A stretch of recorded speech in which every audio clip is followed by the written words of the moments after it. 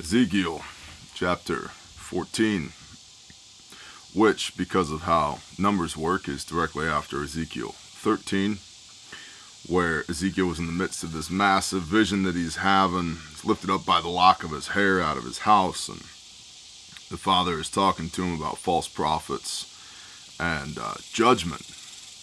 Then he comes out of this vision, and thus Ezekiel 14. And some of the elders of Israel came to me and sat before me. And the word of Yahweh came to me, saying, Son of man, these men have set up their idols in their hearts, and have put the stumbling block of their crookedness before their face. Should I let them inquire of me at all? Therefore speak to them, and you shall say to them, Thus said the Master Yahweh, every one of the house of Israel, who sets up his idols in his heart, and puts the stumbling block of his crookedness before his face, and shall come to the prophet, I Yahweh shall answer him who comes according to his many idols, in order to lay hold of the house of Israel by their heart, for they have become estranged from me by their idols, all of them. Therefore say to the house of Israel, Thus said the Master Yahweh, repent and turn back to Shuvah from your idols, and turn back your faces from all your abominations. For any one of the house of Israel, or of the strangers who sojourn in Israel, who separates himself from me, and sets up his idols in his heart, and puts the stumbling block of his crookedness before his face, and shall come to a prophet to inquire of him concerning me, I, Yahweh, shall answer him by myself. And I shall set my face against that man, and shall make him a sign and a proverb, and I shall cut him off from the midst of my people, and you shall know that I am Yahweh. And if the prophet is deceived and shall speak a word, I, Yahweh, have deceived that prophet, and shall stretch out my hand against him, and destroy him from the midst of my people Israel. And they shall bear their crookedness. The crookedness of the prophet is the same as the crookedness of the inquirer, so that the house of Israel no longer strays from me, nor be made unclean by any more, and be made unclean any more with all their transgressions. And they shall be my people, and I shall be their Elohim, declares the Master Yahweh. Okay, son of man, Ezekiel, listen up. Yah speaking, God. Here's the word. If any of these children of Israel come to the prophet looking for a word of Yah, but they've got idols in their home, they've got idols in their heart, which they bow down to, they put in front of their face, this prophet of Yah is not to speak with them. And if he does speak with them, if he lacks the wisdom and discernment to speak with them, the Father himself will deal with that prophet. What's going on here? You have idols in your heart and you bow down before them with your face. Think about the renewed covenant, Hebrews chapter 8, verses 6 through 13, which is from Jeremiah 31, verses 31 through 34. And you shall have the Father's laws in your heart and written on your mind. And then he will be your Elohim, and you will be his people. And then he will remember your sins and your lawlessness no more. Well, the eyes go directly to the brain, right? The optic nerve at the back of your eyeball goes directly to your brain. So you put something up in front of your eyes, it goes directly into your brain. These idols in your heart, these stumbling blocks. The Father literally calls them stumbling blocks. Every one of the house of Israel who sets up his idols in his heart and puts the stumbling block of his crookedness before his face, and shall come to the prophet. These people are in false worship. So the Father's saying, these people who are in false worship, who go to inquire of the man of Elohim for a word from God, Yah's not going to have it. Furthermore, the man of Elohim who cannot recognize somebody who's in false worship, the Father will deal with him directly. They're both cut off. Idols, stumbling blocks, puts his face before them. Man, it just reminds me of Big C Christianity. And this is not to say that every one of us don't have our own stumbling blocks. We don't have our own heart conditions that are impure, that we don't gaze upon things with our eyes which we shouldn't, whatever they may be. Whether it's iconography or pornography or it's greed, right? Idolizing material things and money and wealth. We're all prone to this. And so it's easy for me to point the finger at the big Christian church and go, "Ha, look what you've done." But have I not done these exact same things? Have you not done these exact same things? What you're feeding your eyes and the condition of your heart must be right first before you inquire of the man of Elohim. And if that man of Elohim tries to deliver a word of God to somebody who hasn't set their heart in order first, the Father himself will deal with that man of Elohim. Now, earlier in Ezekiel, we see, hey, you go speak my word. If they don't hear you, that's on them. But if you never speak it, that's on you. This is interesting. And if we look at verse 11, so that the house of Israel no longer strays from me, nor be made unclean any more by all their transgressions, and they shall be my people, and I shall be their Elohim. That's almost the exact same phraseology that you find in the renewed covenant, Hebrews chapter 8. Verse 12, and the word of Yahweh came again to me, saying, Son of man, when a land sins against me to commit a trespass, I shall stretch out my hand against it, and cut off its supply of bread, and send scarcity of food on it, and cut off man and beast from it. Even though these three men, Noah, Daniel, and Job, were in it, they would deliver only themselves by their righteousness, declares the Master Yahweh. If I cause an evil beast to pass through the land, and it shall bereave it, and it shall be a wasteland, so that no man passes through because of the beasts, even though these three men were in it, as I live, declares the Master Yahweh, they would deliver neither sons nor daughters.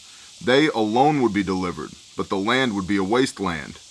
Or if I bring a sword on that land, and shall say, Sword, go through the land, and I shall cut off man and beast from it, even though these three men were in its midst, as I live, declares the Master Yahweh, they would deliver neither sons nor daughters, for they alone would be delivered. Or if I send a pestilence into that land, or I shall pour out my wrath on it in blood to cut it off from man or beast, even though Noah, Daniel, and Job were in it, as I live, declares the Master Yahweh, they would deliver neither son nor daughter. They would deliver their own lives by their righteousness. For thus said the Master Yahweh, how much more shall it be when I send my four evil judgments on Jerusalem, the sword and the scarcity of food, and evil beasts and pestilence, to cut off man and beast from it. But see, there shall be left in it a remnant who are brought out, both sons and daughters. See, they are coming out to you, and you shall see their ways and their deeds, and shall be comforted concerning the evil which I have brought upon Jerusalem, all that I have brought upon it.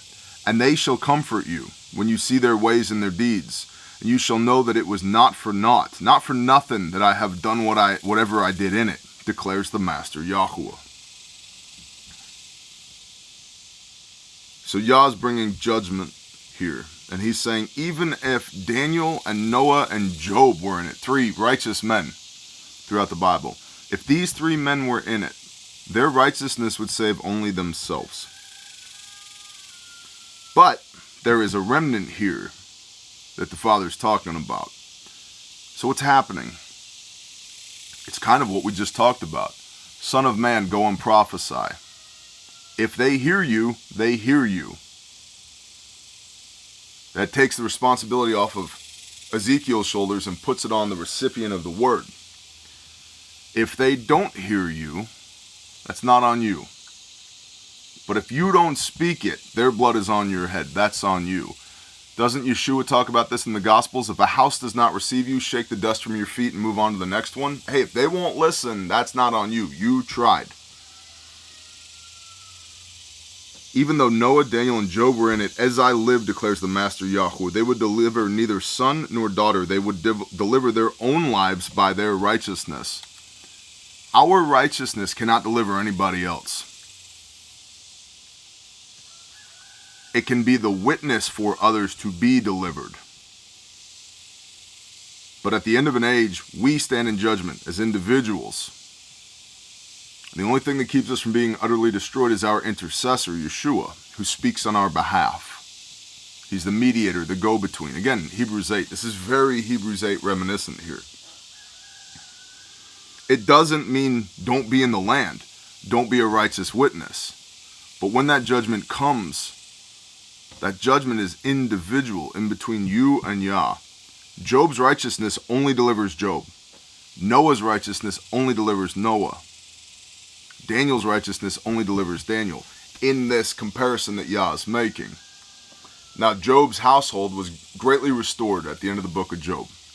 Noah's household, obviously, it was Noah and his wife and their 3 sons and their 3 wives. Right? So that's a household.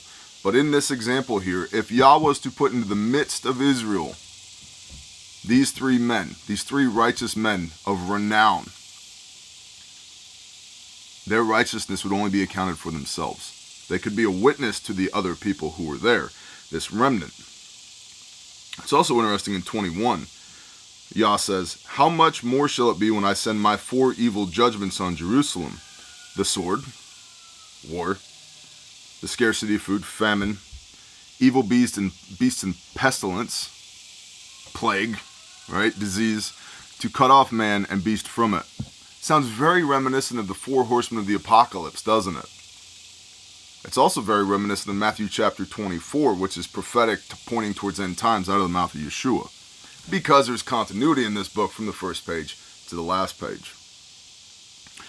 But see, there shall be left in it a remnant who are brought out, both sons and daughters. See, they are coming out to you, and you shall see their ways and their deeds, and shall be comforted concerning the evil which I have brought upon Jerusalem, all that I have brought upon it. That's interesting here. There's a lot of meat here in 22. So there's a remnant coming out. So these righteous men, their witness isn't for nothing. There's a remnant coming out. That witness mattered. Remnant. The Father's always preserving remnants. And they are coming out to you, and you shall see their ways and their deeds. Not their faith, their ways and their deeds. Behold, I come swiftly to reward each man according to their works. Book of James, you say you have faith, I will show you my faith by my works. You will know that I believe because of how I conduct myself.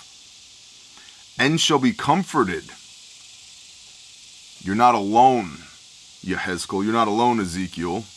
There are other righteous men. There are other righteous women.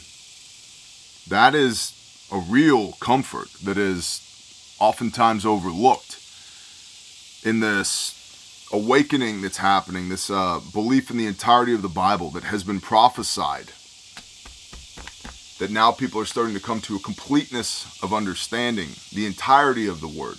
That word remnant, right? If we look at that in Revelation, here is the endurance of the saints, the remnant, those that have a testimony of Yeshua HaMashiach, they believe in Christ and keep the commands, and they keep the Torah. Old Testament, New Testament, the entirety of the Bible. Not Christians, not Jews, both smashed together. And not 2 different people groups smashed together as one body. 2 different ideological systems of belief, both of which are filled with their own snares and traps and pitfalls, the ideologies of men, the doctrines and dogmas of men.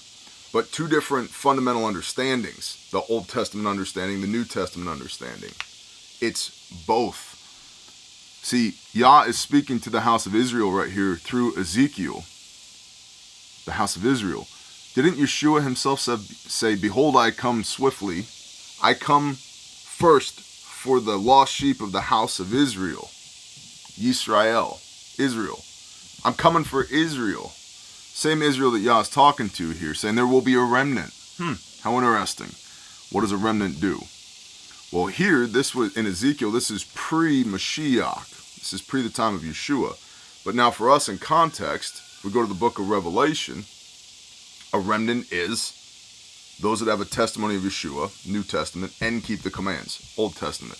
The entirety of it, as if it's some kind of conspiracy that they put the whole thing inside of one binding in one book. So Ezekiel will be comforted because there will be others in this remnant coming out, meaning that this righteousness that these men of Yah, these men of Elohim have exhibited has served as a living witness to others. They're not alone in this. And still in 22, the evil that Yah brought upon Jerusalem. Why? Well, because they were disobedient, and he got tired after 390 years, he smoked them. Our God is patient and long-suffering. I think hundreds of years of transgressions is an incredible amount of restraint to stay your hand. But it's Yah's evil. Yah brought it as a result of their transgressions. But in today's day and age, we tend to pine and moan and kvetch. Oh, there's so much evil going on. Why is this happening to me? How could God do this to me? Hey, that's Yah's evil.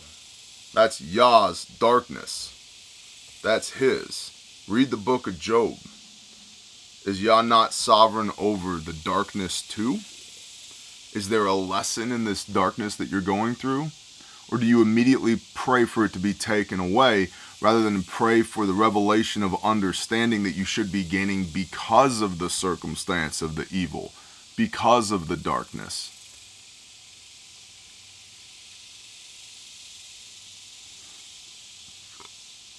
And they shall comfort you when you see their ways and deeds. You will know that those are your people because of how they act.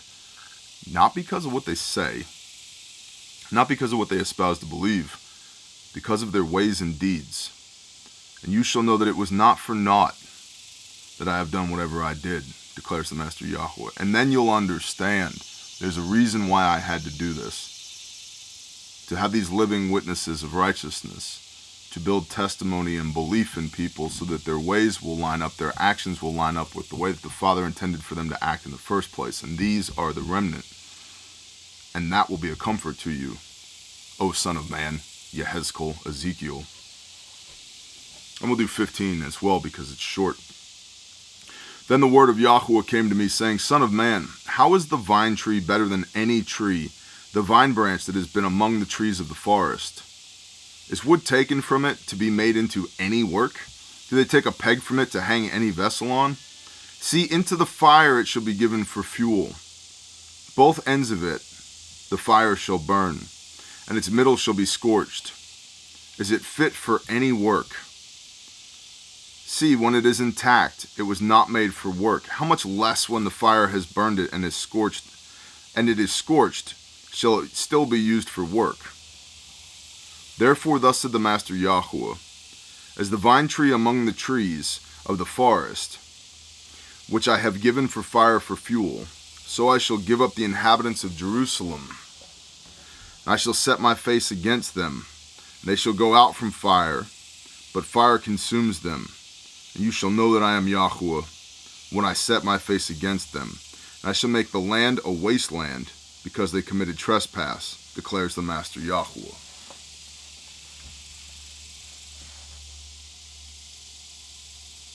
This actually got me thinking about John 15.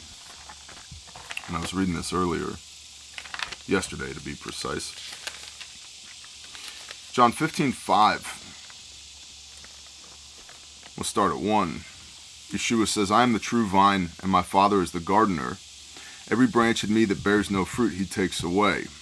And every branch that bears fruit he prunes so that it bears more fruit. Now I could see how maybe it would sound like these two things are not copacetic, right? Over here in Ezekiel, we're talking about the vine tree in the forest and that it's not useful for any work. Look at like kudzu, right? Like what do you do with kudzu? Oh, it's great forage for animals. Okay, what else do you do with it? Is it suitable for any work? I've never seen any kudzu furniture. Doesn't mean it can't be done, I've just never seen it. Certainly not making a peg out of it, which is the example here in Ezekiel 15:3. Versus what Yeshua is talking about here in John 15. I am the true vine, and my Father is the gardener. This is like a vine in a garden. Your maypops, your grapes, your, I can't remember what the heck they're called, muscadines, right? These we've planted intentionally. Yeshua was planted intentionally. They've been tended. Yeshua was tended intentionally. They're harvested for a purpose, to feed the people. Yeshua was harvested, hung upon a stake, if you will, to feed the people. as sustenance for us so that we might come home again. So these are different vines here. Every branch in me that bears no fruit, he takes away. The gardener trims every branch that bears no fruit. Kind of like what's happening here in Ezekiel. Hey, throw it into the fire, it's useless. And every branch that bears fruit, these righteous men, Noah, Job, Daniel, Ezekiel, every branch that bears fruit, he prunes so that it bears more fruit. That's why we prune, pick a bush. If you've ever planted tomatoes, right, the lower little sucker branches that are coming off the plant, just go ahead and nip those off. And the plant will put more energy into producing the fruit than it will in producing a larger plant. So sometimes when you're the plant and you're being pruned by the Father, you're like, this sucks. This hurts. Why, God? Why would you do this to me? Well, it's the same thing we just talked about over here as far as Ezekiel 14:23. Well, earlier, 22. The evil that I have brought upon Jerusalem, all that I have brought upon it. But then in 23, and you shall know that it was not for naught that I have done whatever I did in it. The pruning process feels evil. Why would you do this, God?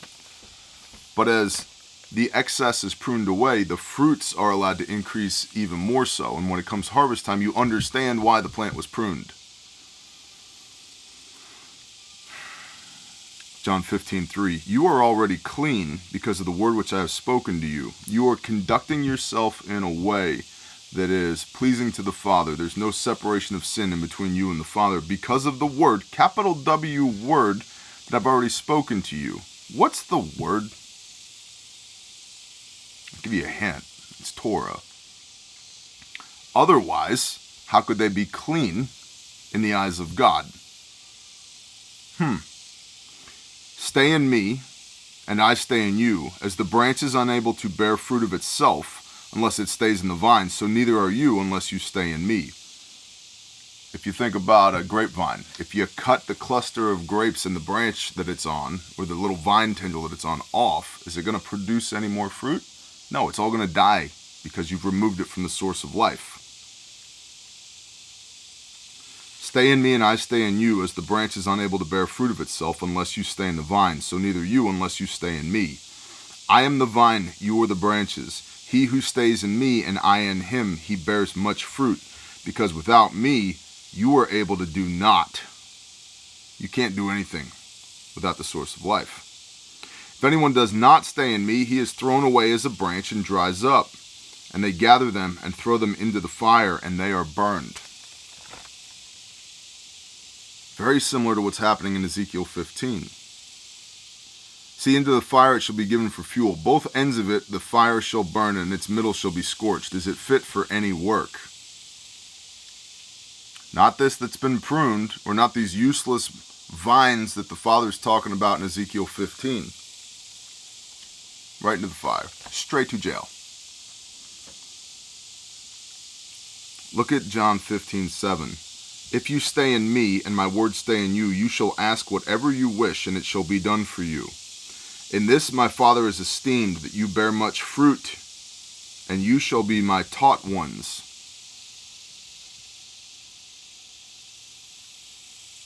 Apostles, disciples. Disciples and discipline have the same root.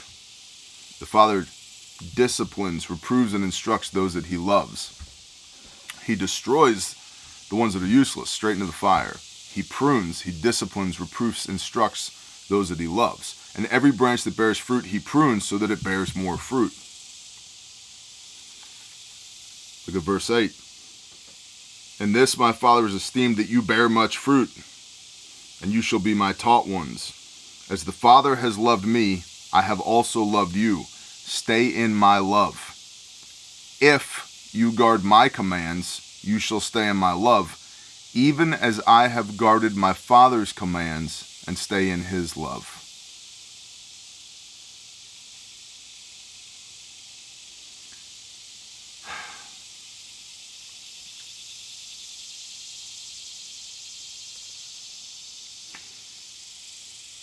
If you guard my commands, you shall stay in my love, even as I have guarded my Father's commands and stay in his love. Verse 3, you are already clean because of the word which I have spoken to you. If you guard my commands, what did Yeshua say? This is not my teaching, but the one who sent me. If Jesus is God, and God doesn't change, Malachi 3 verse 6, how did God change God's laws? How did God change God's words? He didn't. It just got all churchianitied or rabbinical Judaismed. And here we are a couple millennia later with a whole bunch of bad, non-biblical teachings. If you guard my commands, you shall stay in my love, even as I have guarded my Father's commands and stay in his love. Yeshua guarded the Father's commands. And if you want to stay in his love, you'll guard his commands. His commands are the Father's commands.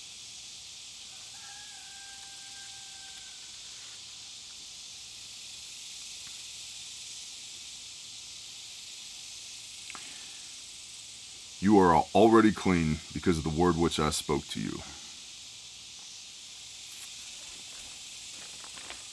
For I gave you good instruction, forsake ye not my Torah. There's a proverb for that, right?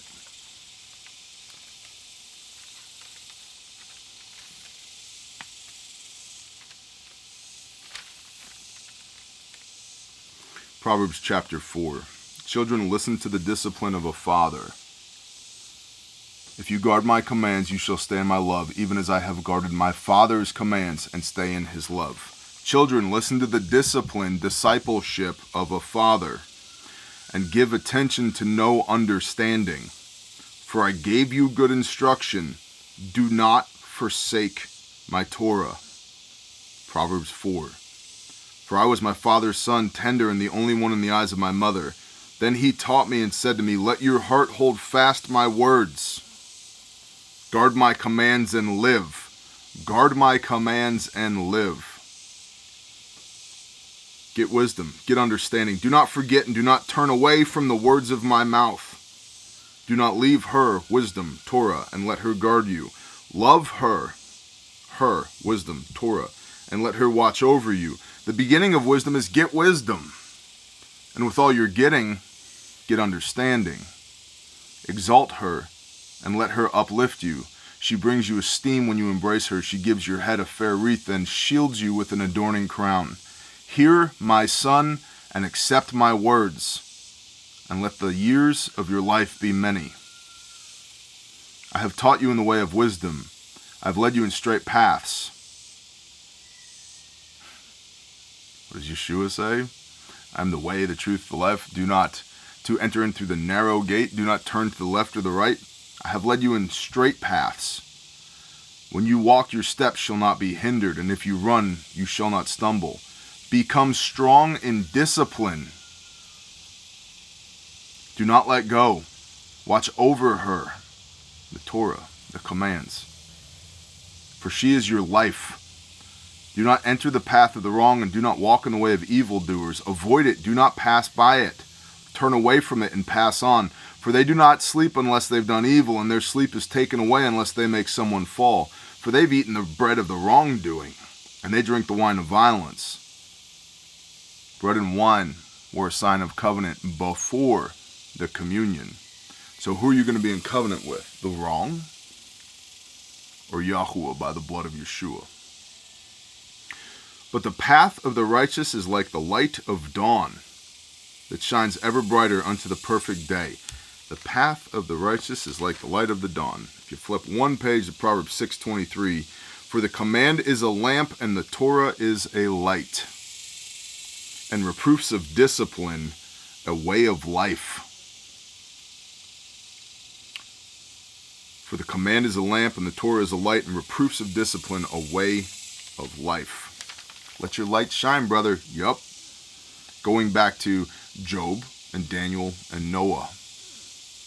Let their light shine, that you might become a witness that reproves and instructs a remnant, that avoids the Father's wrath.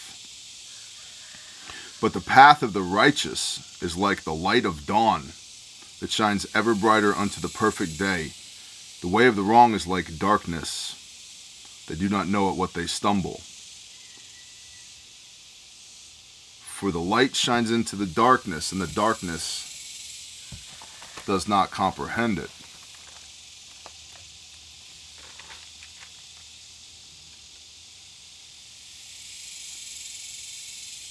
John 1 John 8.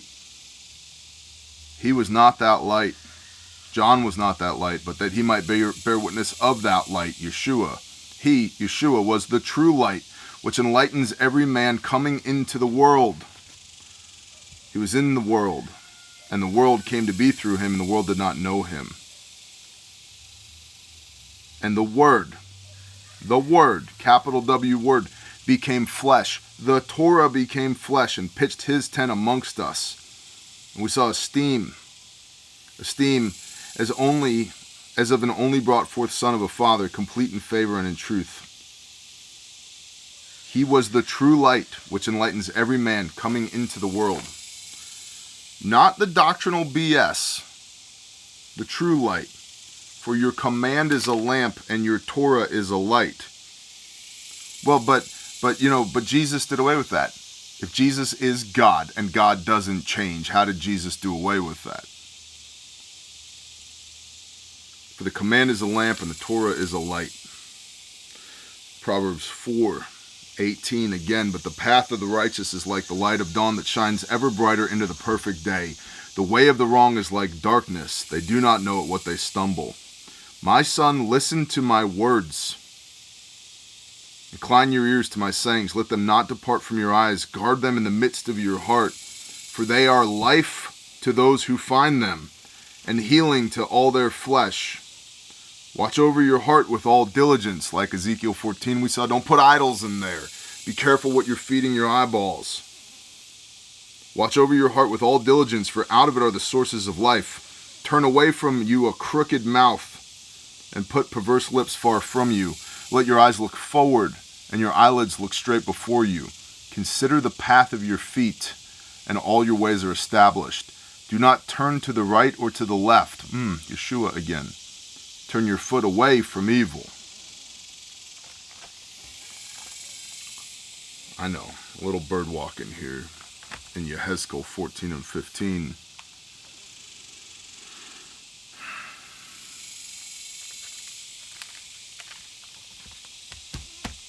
I appreciate y'all.